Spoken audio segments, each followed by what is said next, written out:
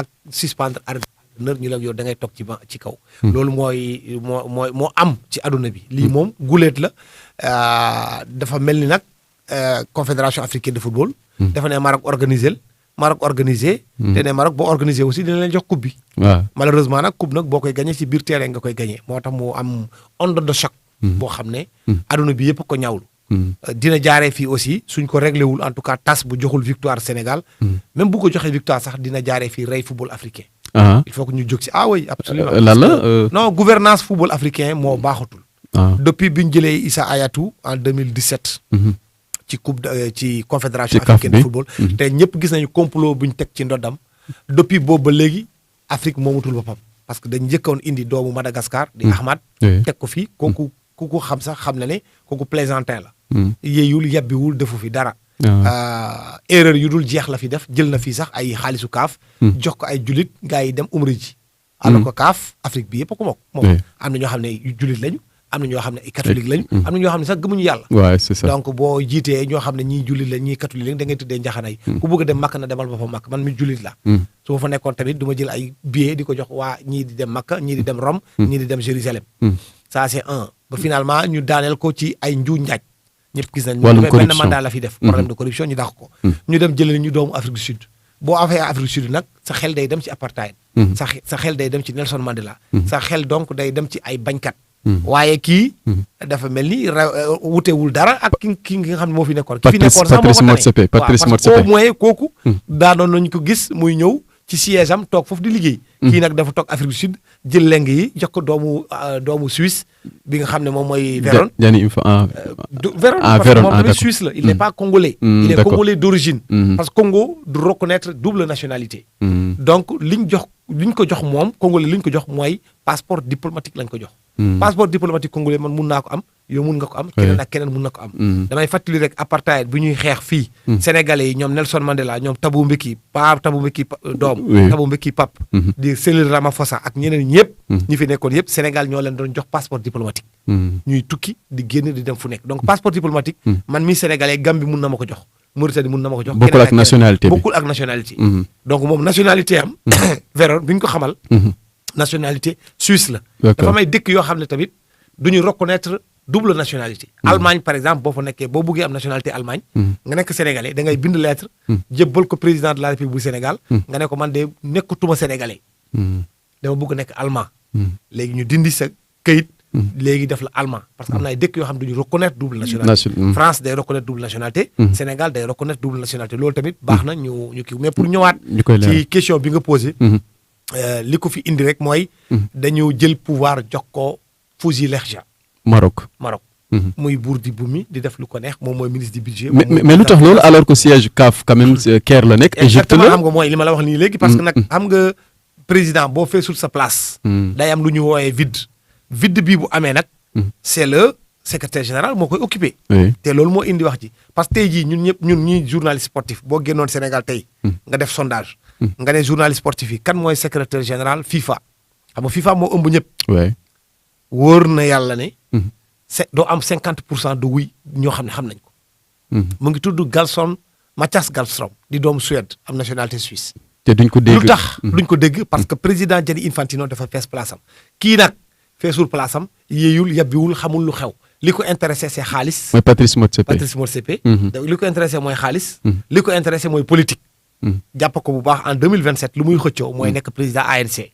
boo nekkee président ANC. Afrique du Sud da ngay jaaree foofu presque da nga nekk président de la République. mais malheureusement boo xoolee décision bi ñu jël Afrique du Sud en tant que tel àndu ci nee na sax d'ailleurs il soutient le Sénégal. exactement mais loolu est-ce que nekkul lii day li ma la njëkkoon wax li ko intéressé mooy xaalis parce que moom. dafa yore une grande société. d'assurance mu basée au Maroc. loolu moo ko fi intéressé. c'est aussi simple que ça même nu ñu demee sax Sénégal jarul sax ñu defaraat match bi. parce que match bi boo koy xalaat soo xoolee Sénégal. bii bu mu njëkk dugal mun su fekkente ne ci football nag ngay jaar mënoo toog ko considérer comme but. parce que arbitre bu xam ne kat kii day waaj a dugal mu siffler. pour arrêter match bi yaa ko tey.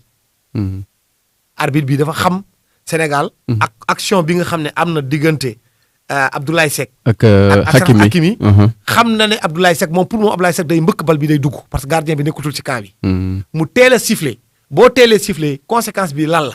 c'est-à-dire que VAR dootu la woo. mënatoo. te bii bi dootoo ko mun a accordé moo ko tey mu def ko. il a anticipé d'abord. Il a anticipé cette action pour enrayer le but. D'accord. Yàlla daf Sénégal dugal mais léegi mënutoo ci def dara. Deuxième but. balaa muy corner bi di am ba penalty di am. ak hors-jeu bi. mais hors-jeu kay mun nañu wax ne sax c'est limite. mais bii hors-jeu c'est presque 2 mètres 3 mètres. de hors-jeu bu flagrant. nii moom nii arbitre tous bi kenn sifflé wu. ñu tiré corner. corner bi am action bi mun nañ accorder ñoo xam ne appréciation rek la. zone grise li ñuy woowee zone grise. kooku mun nga considérer ko am na penalty. parce que dans tous les cas de figure. ki nga xam ne moom mooy jëwriñ. Aladji Malick jàpp na ki nga xam ne moom mooy. Brahim Diaz xëcc na ko. donc xëcc bi nii nañ la c'est léger mooy dëgërul. mais en tout cas daal am na laalante. donc kooku foofu mun nañ ko bàyyi à l'appréciation. mais après à partir de ce moment là. dafa am jiixi jaaxa si bopp nit ñi yëpp ku nekk di xeex supporters sénégalais yi di xeex. force de l'ordre yi. yenn joueurs sénégalais yi dem pour atte pour jàpp pour ne les forces de l'ordre bàyyi leen li ngeen di. toroxalee suñu supporter parce que ñoom dañoo jàpp yaay trop d'injustice yoo xam ni dund nañ ko. xam nga injustice bi tegal naa la ko. mais injustice mun nga dem sax encore plus loin. même la désignation de l'arbitre. sénégalais yi. arbitre boo koy désigner. da nga koy désigner 48 heures. ñaari fan tax 48 heures ñaari fan. avant match bi di am. boo ko désigner 48 su ma si d'accordul. ma récuser ko. waaye ñoom dañ téye arbitrage bi nëbb ko. ba suba la ñuy war a football ñu bàyyi ba tey à 22h. 10h ci guddi. ñu ne Sénégal diwkat moo koy arbitrer. moment boobu c'est la responsabilité de la CAF. ou commission d'organisation de la CAF. CAF mooy pour expliquer la rek. CAF ni ko Maroc caporalisé. mais loolu yëpp bu ñu ko dépassé. tel bii Sénégal bi waroon dugal.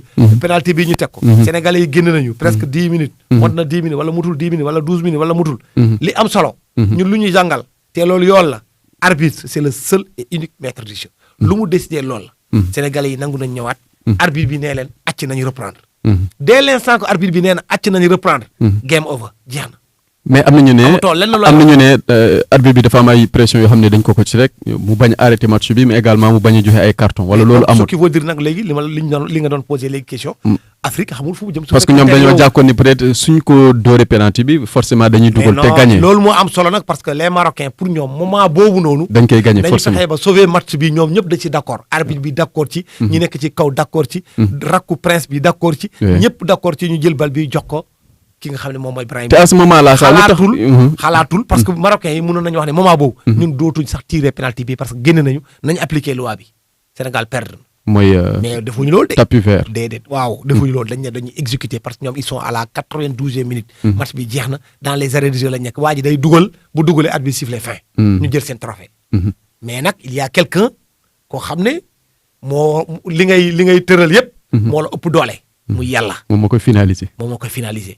exactement le 4 juin 2011. Sénégal Cameroun. au stade Amadou Ahidjo j'étais présent. dañ jël benn arbitre boo xam ne angolais la. ñu ne ko fexeel ba jox Cameroun penalty. soo leen koy fàttaliku ba léegi. match boobu Amara Traoré moo nekkoon entraîneur. dañ ñëw football contre Cameroun fii. Demba Ba moo dugal bi à la 92e minute c'était la première fois. que Demba Ba. di dugal di kii équipe nationale à partir de là la nekkee titulaire. ñu delluwaat le 4 juin.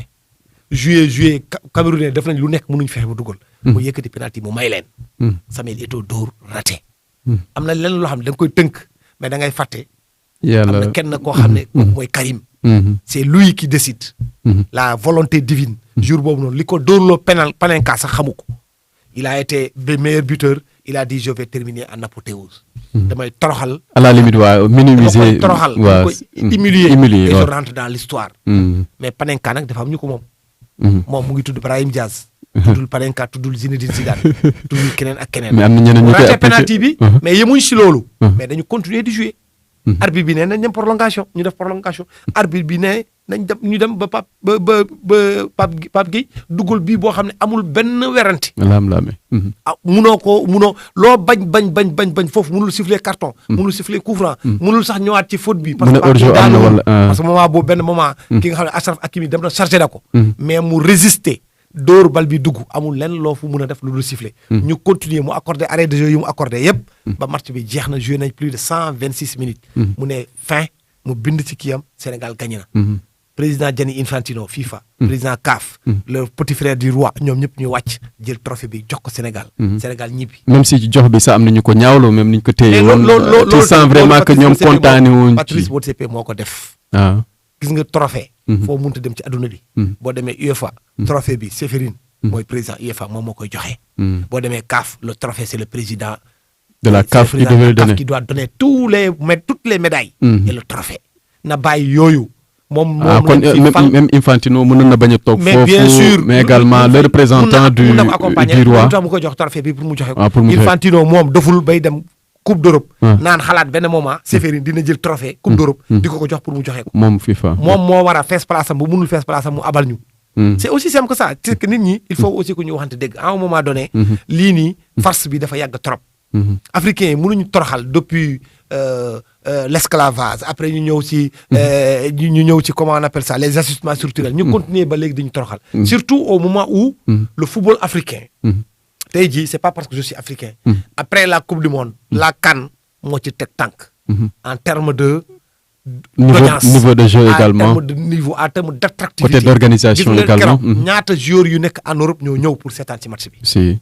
gis nga ñaata journalistes ñoo jógee ci aduna bi yëpp ñëw pour couvrir cette compétition elle a commencé depuis la Côte d'Ivoire Cameroun moo def d'abord une compétition bu mucc ayib dara amul benn problème ñu éliminé ko ñu toog ñu dem Côte d'Ivoire Sénégal dem jëlee ko foofu mais Sénégal Côte d'Ivoire bu ñu fa footballé yow gis nga Côte d'Ivoire ñu dóor ko 4-0 benn match contre Guinée équatoriale ci biir match boobu nag y a eu 2 buts que l'arbitre a annulé contre la Côte d'Ivoire 2 buts arbitre annulé ko dara yëngatuwul Alassane Dramane Ouattara waxul premier ministre tam waxul président fédération bi waxul kenn waxul yàlla sutural Côte d'Ivoire fu muy jógee mooy il fallait que Maroc gagné benn match avec ñoom ñu gagné waat beneen match donc pour ñu mun a jógaat ñu terminer parmi les 3 premiers ñu jaaree foofu même seen quart de finale boo seetaanee bu baax même seen quart de finale ou bien seen demi-finale contre le wala quart de finale loolu contre le Mali mais dañuy football seen biir dëkk ñu am carton rouge kenn faralu leen loolu yëpp am na ñëpp kontaan ci football africain ñu ñëw Maroc nag parce que yéen a organisé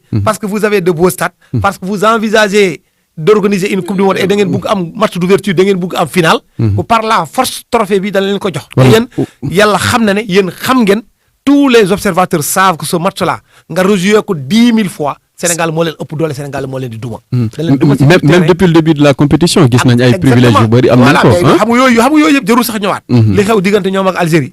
ñoom ak Nigéria gis nañ ko. lu xew diggante ñoom. Cameroun également ak Cameroun xam nañ ko. gis ñoom Tanzanie sax. penalty bu flagrant boo xam ne arbitre bi dafa gëmm loolu yëpp ñun ñuy gis nañ ko mais jour final bi. Sénégal ils étaient 65 000 spectateurs dans les gradins. Sénégalais yi amuñu woon sax supporters yu doy. sunu dirigeants yi amuñu woon sax ticket yu doy. ñun journalistes yi dañuy parqué ci kaw. loolu yëpp am na. ñu jël 300 décibels. c'est vrai également même yéen sax xeex ngeen en tant que. même ñun dañuy conférence de presse yi ak. waaye joueurs sénégalais yi ba pare encore sur ay yenn joueurs yi. am ay malaise yoo xam ne kenn xamul fu mu jógee. l'un des meilleurs joueurs de la CAN. Krépin Diatta mujjewul sax football. ñu yaakaar ñoom ñooy rey gaynde bi. joueurs sénégalais yi jël difficulté yi nit ñi am yëpp. Pape Matar Sarr également amoon na ko. comprendre nga transcender loolu yëpp. jël leen téye leen xoj leen. ne leen affaire bi ci terrain bi lay amee. mun ngeen def lu leen neex waaye fii doo leen fi amee dara. te dañ sénégalais dafa wane jour boobu noonu. xarañ teefam. ñu leen di wax encore. gàcce ngalaama c'est la meilleure équipe africaine qui a gagné et il est hors de question. que ñuy attribuer un titre à partir des tribunaux. Alors justement quelles sont les chances yoo xam ni Sénégal am na ko devant le TAS autant pour moi mooy tribunal arbitral de sport pour en tout cas casser décision boo xam ni CAF jël na ko. mais jurisprudence yaa ngi en se basant sur des articles yoo xam ni c'est assez clair. mais jurisprudence yaa ngi ni déjà il y a l'article 5. article 5 dafa ne arbitre bi c'est le seul maître du jeu. Sénégal mën na ci génn. mais bien sûr. déjà am na ay jurisprudence yu jógee sax ci ñoom naar yi ñaata yoon ñoom Wydad Athletic Club. mooy doomu Maroc. ñaata yoon lañ dem TAS ñu budde leen. ñaata yoon la Al Ahly dem fële TAS ñu budde leen. donc fii nii li fi am gàcce la ci Afrique d'abord gravité situation bi sax. waroon nañu fexe. ba 9 membres commission d'appel bi yëpp fekkee ko. ñoom ñëpp ñu teewee. c'est vrai nag 3 ñoo am droit mooy le quorum c'est 3. le quorum c'est 3 contrairement à li ñuy wax. d'accord donc déjà bu ñu amee 3 rek doy na. bu ñu amee 3 rek baax na. mais gravité situation bi. ba tax il faut que nit ñi yëpp waxtaan ci bu baax. waraloon leen jaral. même réunion en vidéoconférence sax du yoon. dañu waroon woo nit ñi yëpp ñu fay leen ay billets business class yóbbu leen Caire. physique présence physique. ku nekk joxe xalaatam. les deux parties surtout Sénégal ak Maroc yëpp ñu teewee. déjà sax nu ñu defee kii bi sax nu ñu entendre Sénégalais kenn xamul lu mu doon. parce que da nga ñëw présente toi lan nga xalaat et puis jeex na plaidoirie yi amul. ngeen dem tëju. Sénégalais yi toog pendant 2 heures temps di leen xaar pour ñu def plaidoirie yi nekk yéen vous avez déjà levé la séance te waxu leen ko dara. loolu yëpp nit ñi mënul weesu loolu Uudi nag nu mu la gisee aussi noonu la lay faye noonu la lay óolee. dirigeants sénégalais yi. dañuy xam ne ñun seen carrière. intéressé wuñu lu ñu intéressé c'est le football du Sénégal. fii bu fi kenn nekk fii di ñu naan wéy suñu relation diggante ak Maroc ñëpp xam nañ ko. suñu diggante ak Maroc ñëpp xam nañu relation yi. man mii di wax ak yow am na ay relation yu mucc ayib. ak ay doomu Maroc ak ay marocain. boo fi jógee tey sa passeport ngay jël nga dem. marocains yi bu ñu ñëw fii même chose. boo demee marché Médina. di nga fa fekk sénégalais yi fees dell. boo demee Mohamed V ici ay marocains ñoo fa fees dell. amuñu benn problème on a des relations yoo xam ne dépassé na kii bi yëpp. ñoom pour leur propre truc loolu duñ ko nangu. mais ñoom est-ce que xool nañ loolu d'abord ak supporters yi ñu téye mais également circonstances yi De Gaulle disait entre les pays il n'y a pas d'amitié il n'y a que des intérêts ku nekk fii intérêt am lay défendre. ñun ay sénégalais lañ suñu intérêt mooy gagné nañ déjà. am nañu droit bi ak ñun.